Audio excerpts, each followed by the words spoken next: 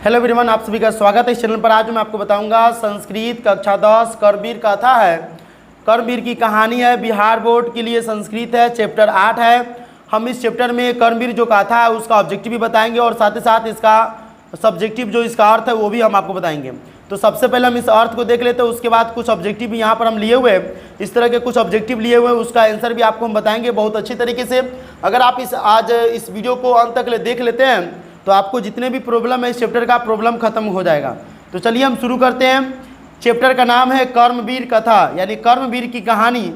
सबसे पहले हम इस पाठ के परिचय देख लेते हैं। इस पाठ में कह रहा है कि एक पुरुषार्थ की कथा है जो निर्धनता एवं दलित जाति में जन्म कैसे विपरीत परिवेश में भी रहकर प्रबल इच्छा शक्ति तथा उन्नति की तीव्र कामना के कारण उच्च पद पर पहुंचता है।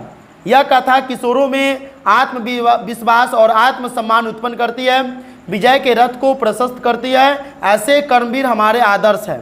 यानी इस कथा को आप एक तरह से इंस्पिरेशनल कथा, मोटिवेशनल स्टोरी के रूप में आप ले सकते हैं, क्योंकि इस कहानी में एक निर्धनता यानी दलित जाति के जन्म यानी दलित जाति में जन्मे जैसे कि भीमराव अम्बेडकर हो गया, उसी तरह के व्यक्तियों के बारे में इस चैप्टर में खास करके बताया हुआ है।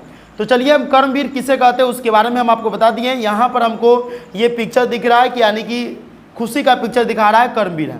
अब यहाँ पर देखते हैं कि संस्कृत और इसका अर्थ देख लेते हैं। संस्कृत का जो भी चैप्टर है उसका अगर आपको अर्थ ही नहीं आ रहा है तो आपको कुछ भी नहीं आ रहा है, ठीक है।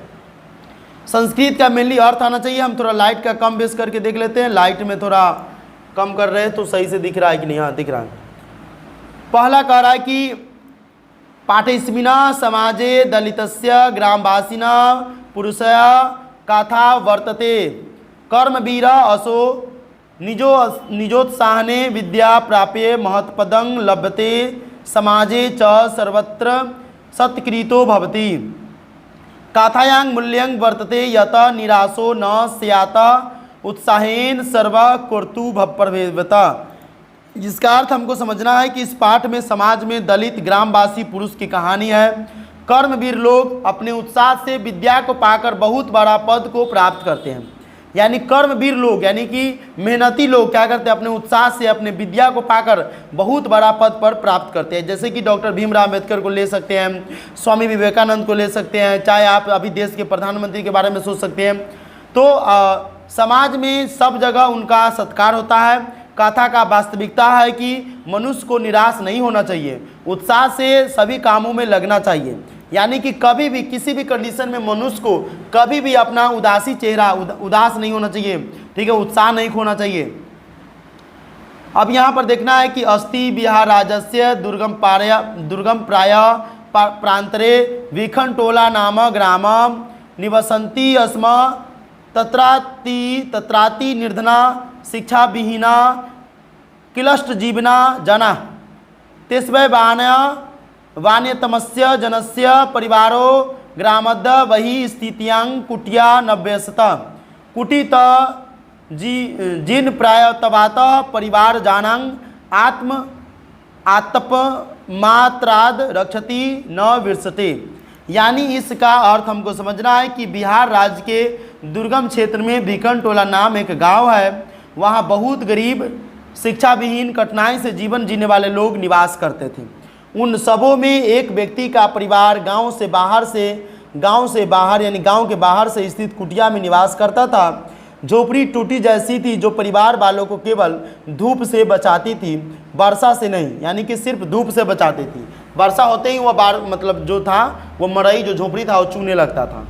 अभी हमको यहाँ पर देखना है कि परिवारे स्वयं गृहस्वामी तस्य भार्या तौरेका कन्यासी दुहिता चेतास्यनं तस्माद ग्रामता केशमात्र दूरं प्राथमिको विद्यालयं प्रशासनेन स्थापितं तत्रैको नवीन दृष्टि संपन्न सामाजिक सामरस्य रसिक शिक्षक समागत विखंटोलां दुष्टुमागत स कदाचित खेलन रंतं दलित बालकं विलोक्य तस्य पात्रं मनीयन स्वभावेन विभूता। यानी इसका अर्थ है हमको देखना है इसका अर्थ सबसे पहले कि परिवार में स्वयं घर का मालिक उसकी पत्नी हो, उसका पुत्र और छोटी बेटी थी। उस गांव से मात्र एक कोस दूरी पर प्राथमिक विद्यालय सरकार द्वारा स्थापित की गई थी। प्राथमिक विद्यालय यानी 5 तक जिसमें पढ़ाई होती है उसको प्राथमिक बोलते हैं। मध्य विद्यालय जिसमें 8 तक पढ़ाई होती है, हाई स्कूल जिसमें 10 तक पढ़ाई होती है और कॉलेज जिसमें BA MS जो भी हो वहाँ तक होता है। वहाँ एक नवीन विचार वाले सामाजिक समरसता के पदसर शिक्षक भिखन टोला देखने आए। उस शिक्षक ने खेल में मग्न एक प्रतिभासंपन्न दलित बालक को देखकर प्रभावित हो गया।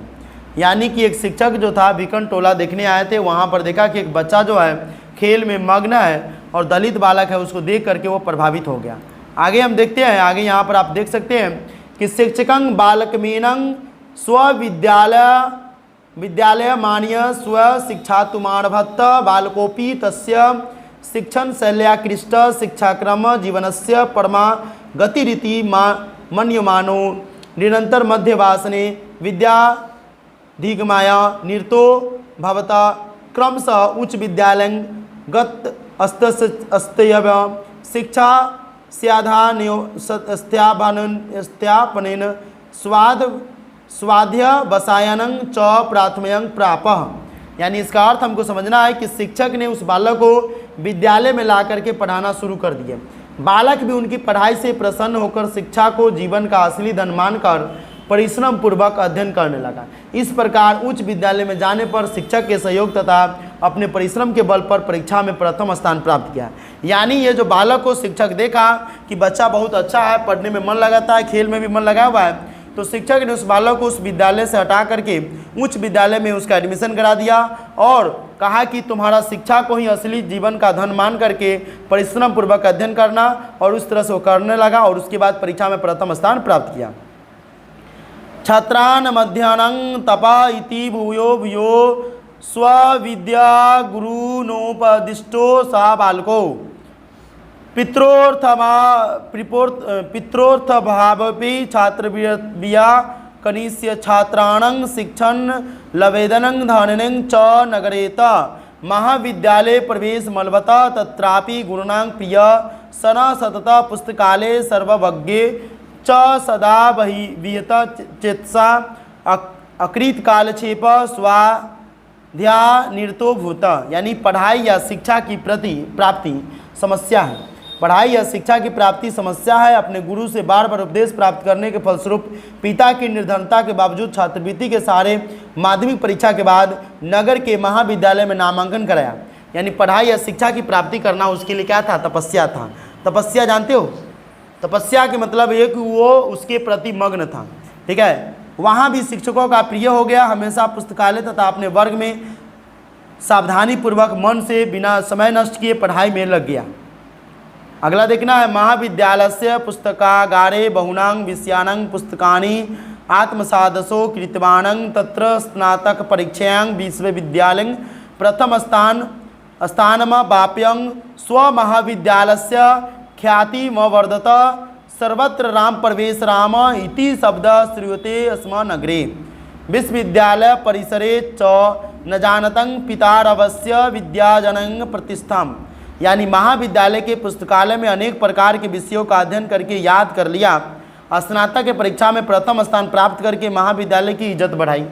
ठीक है, सभी जगह विश्वविद्यालय में तथा नगर में राम प्रवेश राम सुनाई पड़ता था। पिता को कोई नहीं जानते हुए भी विद्यापुत्र के कारण प्रसिद्ध हो गया। यानी पिता को कोई नहीं जान रहा था, लेकिन इस बच्चा की पढ़ाई और मेहनत की बदौलत से अपने आप को चमकाया और अपने नाम की वजह से इनके पिता को भी लोग जानने लगे।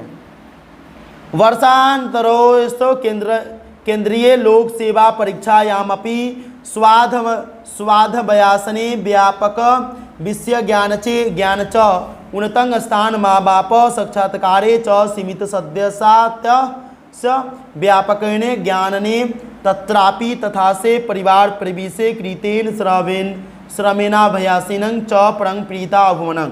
यानी वर्षा के अंत में इन्होंने केंद्रीय लोक सेवा की परीक्षा दी।